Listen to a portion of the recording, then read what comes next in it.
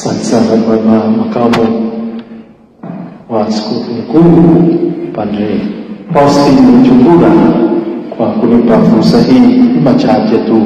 La kwanza, kwa shukuru nyote kwa hayo yote ambayo yanaendelea, ikiwa ni maandalizi ya hilo tukio kubwa kwa kweli kijimbo la tuseme ni Jumamosi na Jumapili, lakini kile chake Jumapili tutakapomweka wakfu huyo anayekuja kutusaidia katika kazi, askofu mteule Buludu ambaye mnamfahamu kama alivyosema alishakuwa paroko hapa.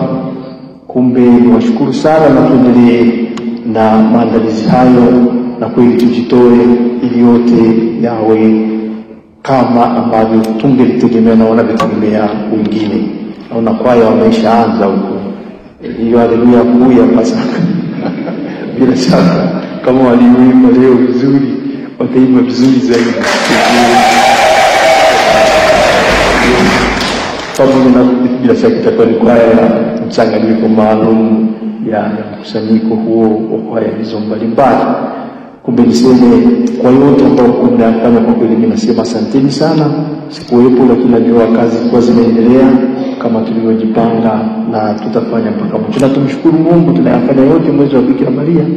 Kumbe tumuombe na Mama Maria atusindikize katika maandalizi yote haya, na atuombee na amuombee mchungaji anayekuja, kama ambavyo tulivyokumbusha leo sisi tulipokuwa Roma siku ile anachaguliwa Baba Mtakatifu Leo wa 14. Ilikuwa ni siku ya Bikira Maria wa Pompeii. Kumbe tulinyanyuka tukafurahi, tukasema mama Baba yuko pamoja nasi na atakuwa nasi vile, tuombe amsindikize awe naye katika shughuli zake.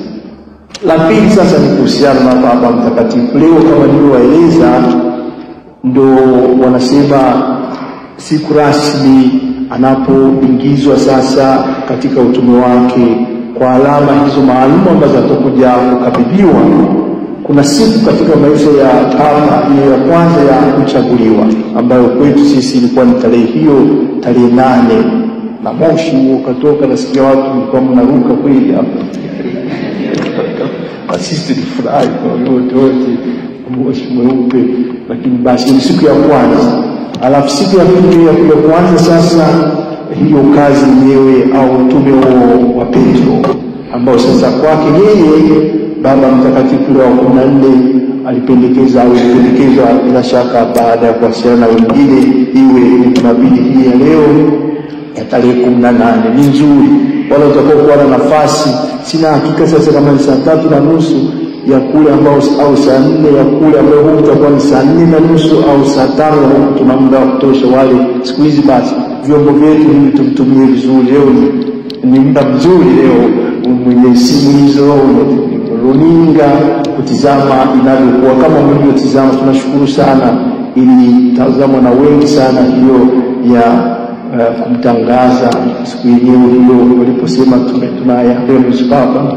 Basi wengi walifanya hivyo, na leo itakuwa hiyo ni nzuri kutizama na wengine. Tungelisema katika tamaduni zetu ni kama kutawazwa, mfalme anatawazwa, lakini sasa sio mfalme wa kiulimwengu hapa, ni kiongozi mtumishi, na kuja mtumishi wa watumishi, basi anakuja kufanya ile kazi.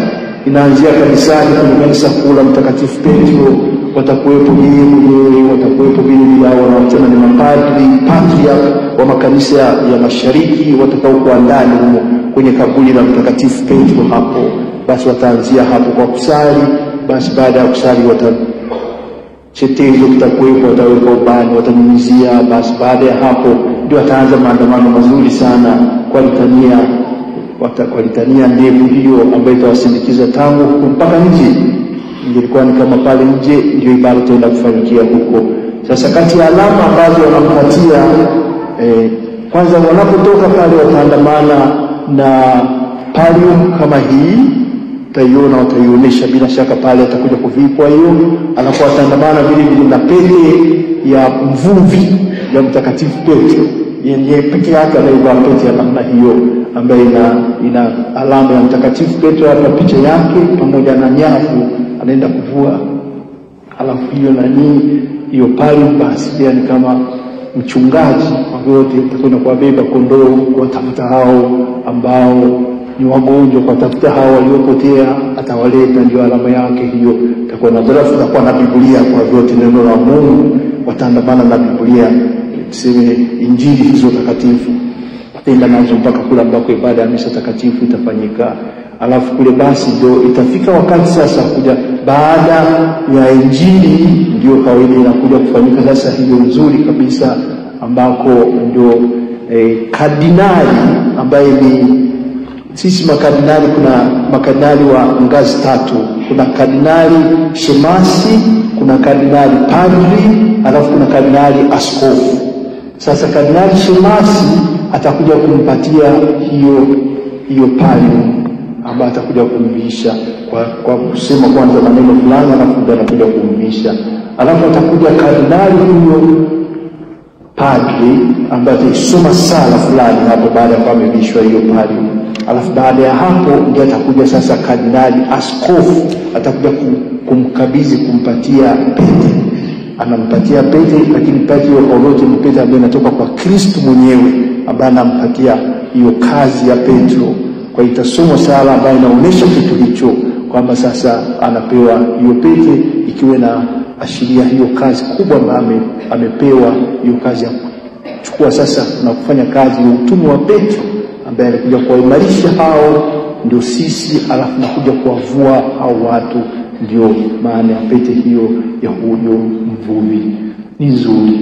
Ningewashauri na nawaomba, kama mlivyofuatilia uchaguzi wake, na leo tufuatilie vile ibada hiyo, tukimuombea aanze hiyo kazi kama yeye alivyotuomba kabisa. Ameniambia na wengine alituambia vile tuwaombe, tushirikiane naye katika utume huo, tukimwomba Mama Maria.